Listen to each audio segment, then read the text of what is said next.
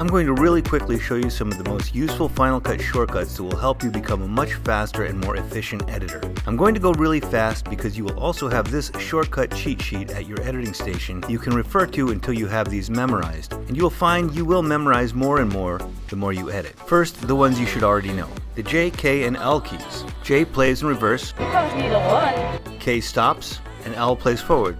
No, what are you talking about? Hitting J or L more than once speeds up the playback the more you hit it. And hitting either while holding down the K key will play in slow motion, either forward or backward. We can set in and out points on the clips up in the media browser by hitting I and O, and we can cut a clip at the playhead by hitting Command B. Cut, copy, paste, and undo work in Final Cut just as with most applications.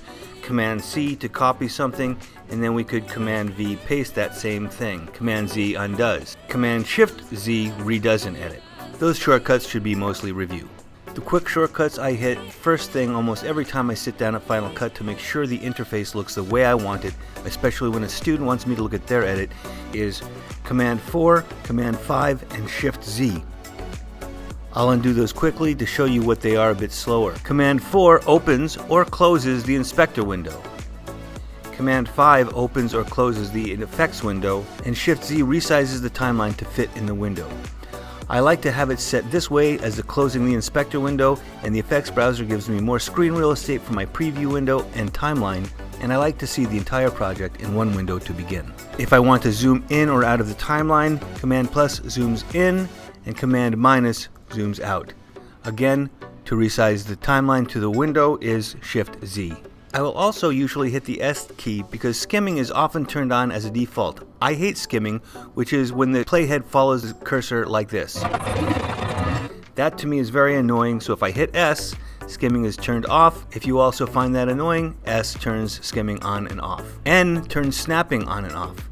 Snapping is useful to edit points to either your playhead, like this, snap, or to an edit point, so I can take this audio and snap it to this edit point, which is very useful when trying to make an edit, but snapping can be annoying if you're trying to make a fine edit. For example, if I'm trying to just take a few clips off of this clip and it'll snaps to that, that's annoying. So I can turn off snapping and I can just take a couple frames off. Snapping is something that I turn on and off constantly as I edit. V enables and disables clips. Disabled clips will turn dark.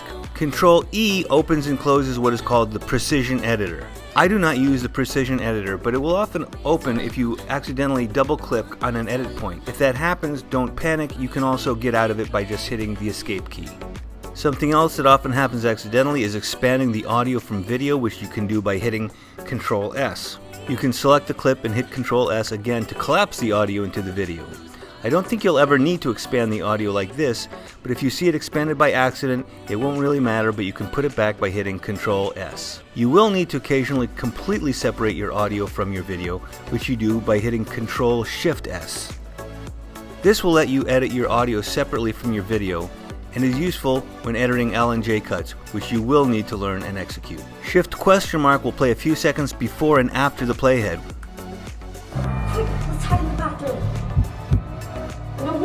Which is useful to check out an edit you have just made, and simply hitting the question mark will play the selected clip in isolation, which is often useful in finding a blip in audio or simply checking out how the clip looks and sounds in isolation. Control plus or minus is super helpful in editing audio as it turns it up or down by 1 decibel. By simply clicking on the audio and raising it like this is very hard to move it in a precise manner.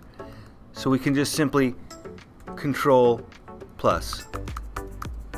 Option W creates a gap of 3 seconds in your timeline, which you can then edit to make longer or shorter, while Option F makes a freeze frame that you can also edit to make longer or shorter. B will select the blade tool, and there are many other options shown here along with their shortcuts. If your cursor ever looks like a blade or a hand or a magnifying glass, simply hit A to get back to a normal arrow cursor, which is called the select tool.